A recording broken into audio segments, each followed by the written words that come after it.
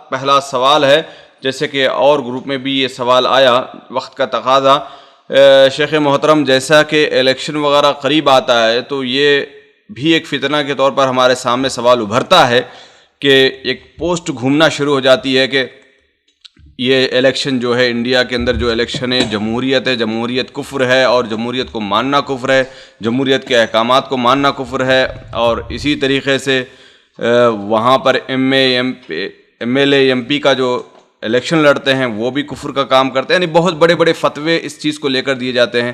تو ابھی بھی ہمارے پاس جیسے کہ ہندوستان میں الیکشن قریب ہے، شیخ محترم اس چیز کو لے کر آپ کیا امت کو نصیحت کریں گے؟ اللہم ارنا الحق حقا وارزقنا اتباعہ وارنا الباطل باطلا وارزقنا اجتنابہ۔ دیکھیے، بعض مسائل ایسے ہیں جو صرف فرد سے متعلق نہیں ہوتے ہیں، امت سے متعلق ہوتے ہیں، یہ پہلی بات ہے۔ اور میں بار بار کہہ چکا ہوں کہ یہ مسئلہ جو ہے امت کے علماء کے سامنے رکھا جائے، کسی فرد کی رائے کو اس کے سامنے لیا جائے۔ جہاں کا مسئلہ ہو، یہاں حکم بغیر ما انزل اللہ کے بارے میں جب میں وہ کتاب لکھ رہا تھا تو خصوصی طور پر متعدد علماء سے جا کر کے ملاقات کیا جو اس معاملے میں دلچسپی رکھتے تھے، تو انہوں نے بڑی وضاحت کے ساتھ، جب میں کچھ مسائل ان کے سامنے رکھنے لگا تو بڑی وضاحت کے ساتھ انہوں نے کہا کہ بھائی دیکھیے، یہ مسئلہ جہاں کا ہے وہاں ہی کے علماء اس کو بہتر سمجھتے ہیں، وہاں ہی کے علماء اس کو بہتر سمجھتے ہیں۔ تو اب سوال یہ ہے کہ کیا ہندوستان کے علماء نے آج جب کی کتنے سالوں سے، بلکہ 60-70 سالوں سے یہ جو جمہوریت چل رہی ہے، کیا ہندوستان کے علماء نے کوئی اپنا انفرادی طور پر یا اجتماعی طور پر کوئی فتویٰ یا کوئی ایسا بیان صادر کیا کہ اس کا مقاطعہ کیا جائے؟ صادر کیا نہیں۔ اس کے برخلاف ہم یہ دیکھتے ہیں کہ جو لوگ اس میں شریک ہیں، جیسے مولانا آزاد اور دوسرے لوگ، انہیں بڑے احترام اور تقدیر کی نظر سے دیکھا جاتا ہے اور دیکھا جاتا رہا ہے کہ نہیں ہے؟ تو پہلی بات تو یہ ہے۔ دوسری بات یہ ہے کہ دیکھیے، مجھے تو یہ شبہہ ہو رہا ہے، اگر میرا شبہہ اپنی جگہ پر ہے، کہ مسلمانوں کے اندر تفرقہ ڈالنے کے لیے، مسلمانوں کے اندر اختلاف پیدا کرنے کے لیے، مسلمانوں کے ووٹ اور ان کی تعداد کو کم کرنے اور کمزور کرنے کے لیے، سیاسی طور پر مسلمانوں کی ساکھ جو ہے اس کو اکھیڑ دینے کے لیے اس قسم کا کوئی گروپ ہے، چاہے اس کے پیچھے شیطان ہو، جناتی شیطان یا انسانی شیطان، جو کچھ ایسے نادان اور مصلحت اور مفسدہ جو نہیں جانتے ہیں، اس کو نہ سمجھنے والے جذباتی لوگوں کو سامنے لاتا ہے اور ان کو ایسے موقع پر ابھارتا ہے تاکہ امت جو ہے، یعنی مسلمان، اپنے ووٹ کا کم سے کم استعمال کریں اور ان کا سیاسی وجود کمزور پڑ جائے۔ یہ کوئی بڑی بات بعید نہیں ہے، اور مجھے لگتا ہے کہ یقیناً کوئی ایسی طاقت موجود ہے۔ تیسری بات، آپ یہ مجھے بتائیں، کسی سے پوچھ لیں کہ ووٹ دینا اور نہ دینا یہ آپ کو اختیار ہے کہ نہیں، مسلمانوں کو، لیکن سوال یہ ہے کہ مجھے یہ بتائیے کہ ووٹ دینے سے، انتخاب میں شریک ہونے سے فائدہ ہے امت کا یا کہ نہ شریک ہونے سے فائدہ ہے؟ ہر انسان اس کا فیصلہ کر سکتا ہے۔ کوئی بھی انسان اگر تھوڑی سی معمولی سی بھی سوجھ بوجھ رکھ رہا ہے تو وہ کبھی یہ نہیں کہے گا کہ ہمارا کوئی فائدہ نہیں ہے، بلکہ اگر ہم شریک نہیں ہوتے ہیں تو ہمارا بہت بڑا نقصان ہے کہ نہیں؟ جس طریقے سے اس وقت ابھی مسلمان، یہ جو موجودہ حکومت ہے، اس میں بٹے اور بانٹا اس نے اس کو۔ اب یہ دیکھیے کہ مسلمانوں کی حالت کس قدر کمزور اور پتلی ہو گئی ہے۔ کیا آج سے 10 سال پہلے آپ تصور کر سکتے تھے کہ مسلمانوں کے مسجد میں مجبور کیا جائے گا کہ ہاں وہ پیلے رنگ کی بنائے یا کہ اس میں لے جا کر کے بت رکھیں؟ تصور کر سکتے تھے آپ؟ نہیں تصور کر سکتے۔ تو یہ مسلمانوں کے اندر پھوٹ ڈالنے کے لیے ایسے ہی لوگ جو پیدا ہوئے اور ایسی چیزوں کو لے کر کے آئے کہ مسلمانوں کو، وہ تو خود بھی کنارے کرتے ہیں مسلمانوں کو، کچھ وہ کنارے کیے، کچھ مسلمان آپس میں اختلاف سے کنارے ہو گئے، اور کچھ اس قسم کے فتویٰ بازی سے لوگ کنارے ہو گئے۔ چوتھی بات یہ ہے کہ دیکھیے، اسلام جو آیا ہے وہ بندوں کے مصالح کے لیے آیا ہے، مفاسد کے لیے نہیں آیا ہے۔ بلکہ ضرورات خمسہ جو اسلام کی مانی جاتی ہیں ان میں کیا ہے؟ حفظ النسل ہے، حفظ الدین ہے، حفظ امن ہے، حفظ عرض ہے، حفظ مال ہے. یہ ساری چیزیں جو ہے گویا کہ یہ ساری چیزیں اسلام کی بنیادی جس کے حفاظت کے اسلام آیا ہے کہ نہیں ہے؟ اب یہ بتائیے اس الیکشن کے اندر جو ہمارے خواہ ہندوستان میں ہے یا بنگلہ دیش ہمارے اوپر فرض کر دیا گیا، ہم اس پر راضی نہیں ہیں. اصل یہ ہے کہ یہ چیز ناجائز اور حرام اور کفر ہے. وَمَن لَّمْ يَحْكُم بِمَا أَنزَلَ اللَّهُ فَأُولَٰئِكَ هُمُ الْكَافِرُونَ الْفَاسِقُونَ الظَّالِمُونَ، جیسا کہ قرآن مجید میں وارد ہے. اور یہ طاغوتی حکم ہے.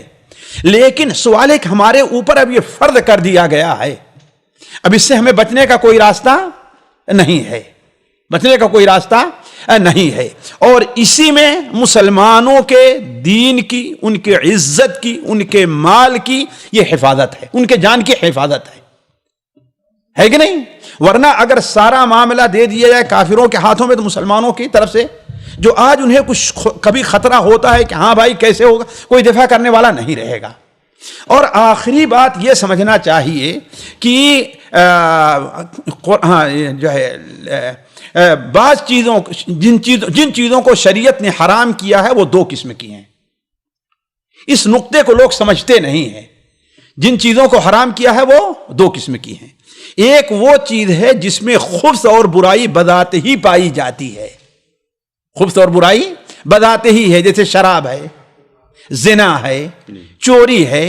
یہ کبھی بھی جائز نہیں ہے، یہ کبھی بھی جائز نہیں ہے، الا یہ کہ آپ کے سر پر تلوار آپ کے سامنے پسٹول لے کر کہے کہ یہ شراب پیو ورنہ میں تم کو مار دوں، تو یہ آپ کے لیے جائز ہے. بہتر وہ بھی نہیں ہے، جائز ہے، مصلحت کے پیش نظر ہوگا. اور دوسری وہ چیز ہے کہ اس کے اندر جو خرابی پیدا ہوئی ہے وہ شریعت کی مخالفت کی وجہ سے ہوئی ہے. یعنی اصل میں وہ چیز کیا ہے؟ وہ جائز ہے، لیکن خرابی کہاں سے پیدا ہوئی؟ شریعت کی مخالفت کے. مثال کے طور پر یہ قلم ہے، اس کا استعمال آپ کے لیے جائز ہے. اگر آپ ہم سے چھین کر کے اس قلم کو استعمال کریں تو آپ کے لیے جائز ہوگا اس سے لکھنا؟ نہیں زیادہ ہے کہ نہیں؟ کیوں؟ اس لیے کہ جس ذریعے سے آپ تک پہنچی وہ، اور اگر ہم ہدیہ اور تحفہ دے دیں تو اسی طریقے سے حکم بغیر ما انزل اللہ جو ہے وہ بذات ہی خود نہیں ہے، اس میں شریعت کی مخالفت کی وجہ سے خرابی آئی ہے.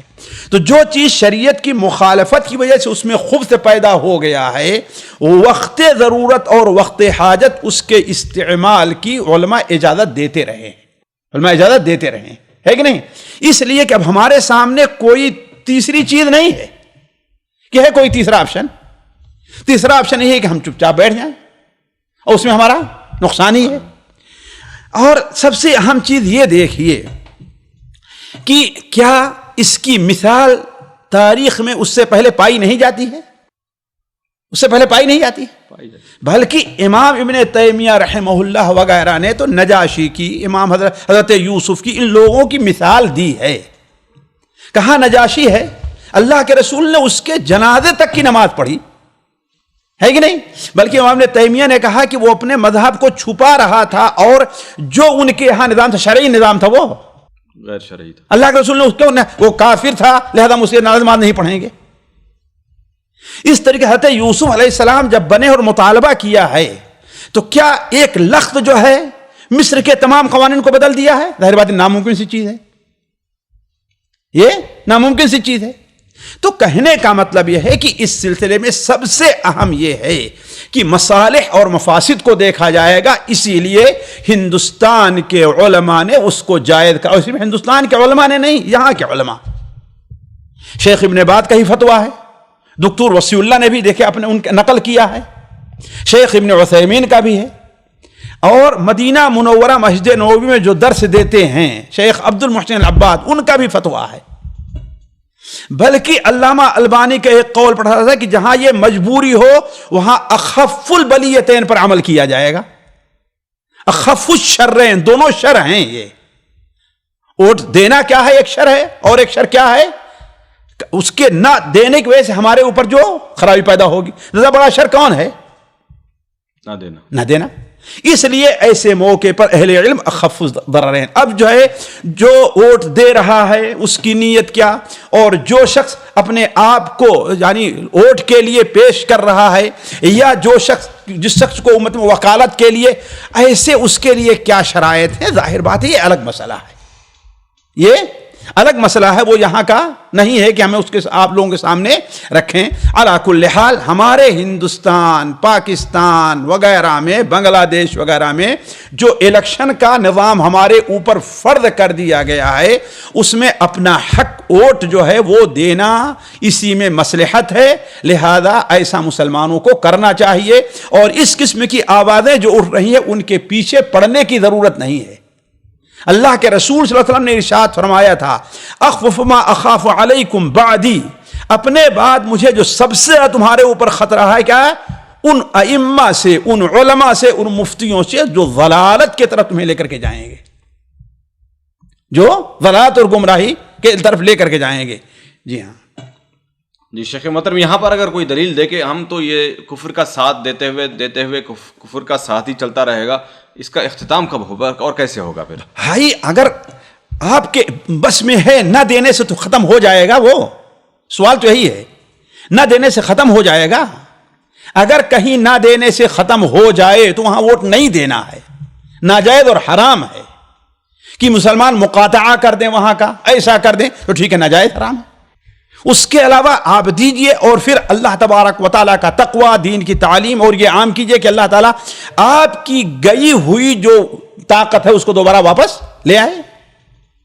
جی سامعین کرام، ہمارے علمی اور عوامی دروس اور سوال و جواب کی مجلسوں سے آپ خود بھی مستفید ہوں اور اپنے دوست و احباب کے ساتھ بھی شیئر کریں۔ عین ممکن ہے کہ آپ کے شیئر سے کسی کی اصلاح اور آپ کے لیے صدقہ جاریہ بن جائے۔ واٹس ایپ پر اسلامک میسج حاصل کرنے کے لیے نمبر نوٹ فرمائیں: یعقوب عزیز 009665089595707۔ واٹس ایپ سوال جو آپ گروپ میں ایڈ ہونے کے لیے نمبر نوٹ فرمائیں: عبدالسلام عمری 0096650262762۔ نمبر بھیجتے ہوئے نام اور پتہ ضرور لکھیں۔ اسی طرح ہمارے یوٹیوب چینل اسلامی دعویٰ کو ضرور سبسکرائب کریں تاکہ ہماری ہر نئی اور اہم ویڈیو کی اطلاع آپ کو فوری حاصل ہو جائے۔